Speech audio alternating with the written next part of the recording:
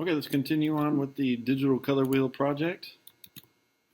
And what we need to do down here is we need to put color modes.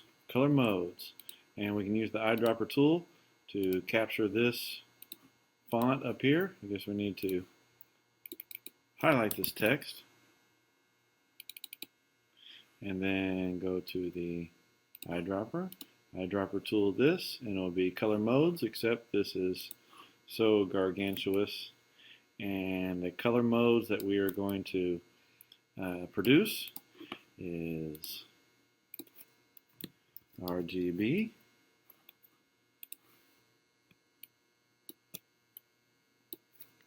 now just alt click and drag, CMYK,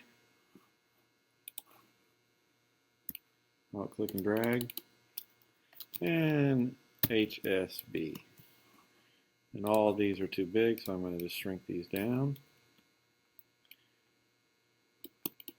And what I'll do is make 3 little circles.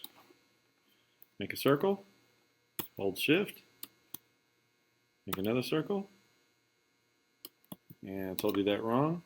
Just alt click and drag this one. Alt, click and drag, make another one. Make sure they do overlap here. And I can highlight them and make it have the default stroke and fill. You could swap it if you want. This one will be, and I'm going to take these bottom 2 here, and we are going to align it to the bottom. Line to the bottom, and I'll just slide this over here for RGB. Hold alt click and drag and do one for CMYK, and then we'll do some rectangles here for HSB. We'll do 3 little rectangles.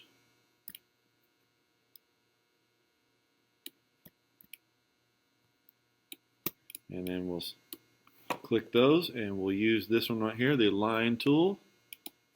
We'll line them like that, and then we'll go ahead and zoom in to the letter Z for the magnifying glass tool.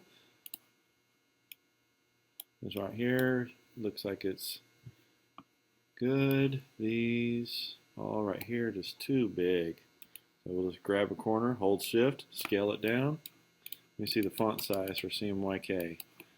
25, that's still plenty good. And we're going to work with RGB over here. CMYK, we can line that up to this. HSB, line that up to that. Have these all kind of lined up. So red, green, blue. Let's go ahead and make these red, green, and blue. Let's start with the top one here, and I'll get rid of the stroke. I'll go to the fill, and which one of these are we going to use for RGB? Well, you're going to use RGB for RGB. Red is 0, green would be 255, and blue would be 0. So that is going to give us our green. And we should have started with red. Red, 255, 0, and 0. That will give us red.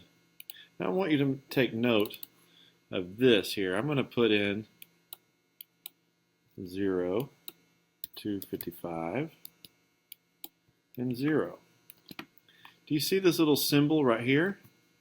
It is telling you that it is out of gamut because CMYK colors can't produce some of these RGB colors. So if you see this little warning here, it means that this color is actually going to look like this when it's printed.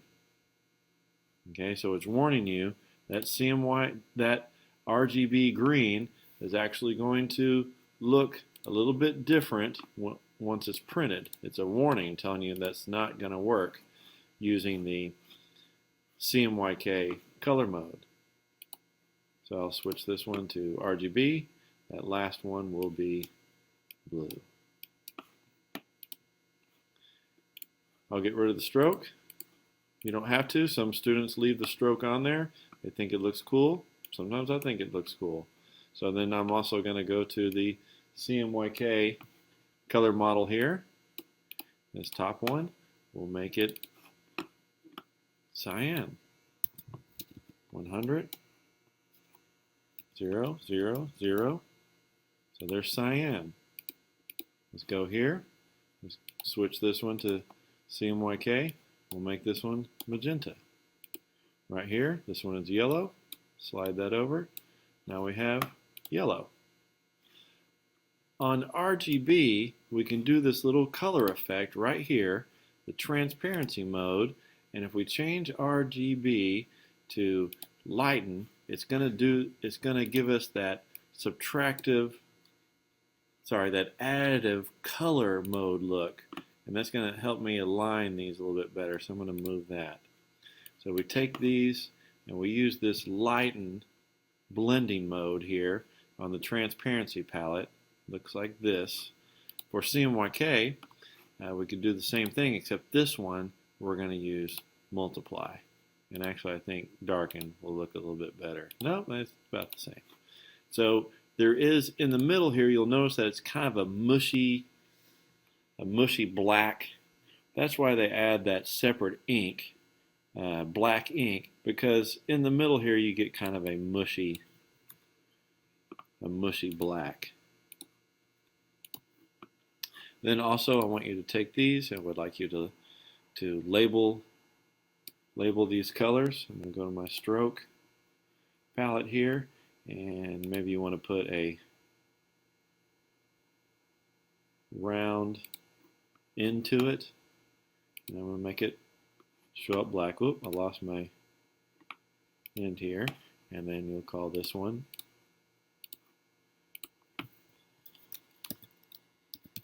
red. It's so big.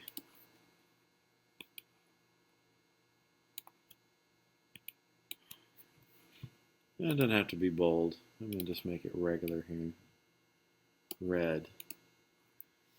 So make sure to label all these colors. If you want to be specific and label these in between ones, you could be that clever here. You could take this same line. I'm going to alt click and drag and go over here. Oops.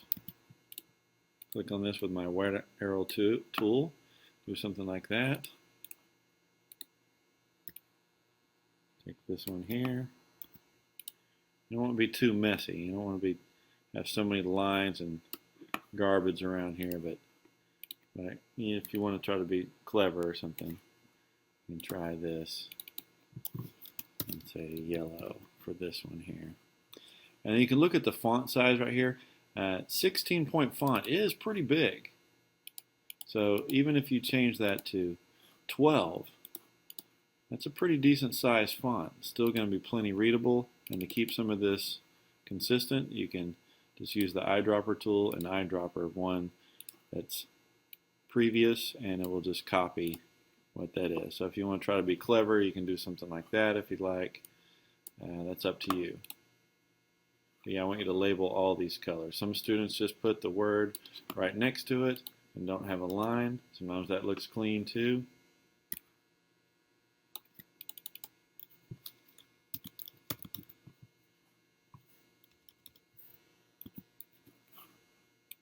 And I'll show you how to do HSB here on the next video.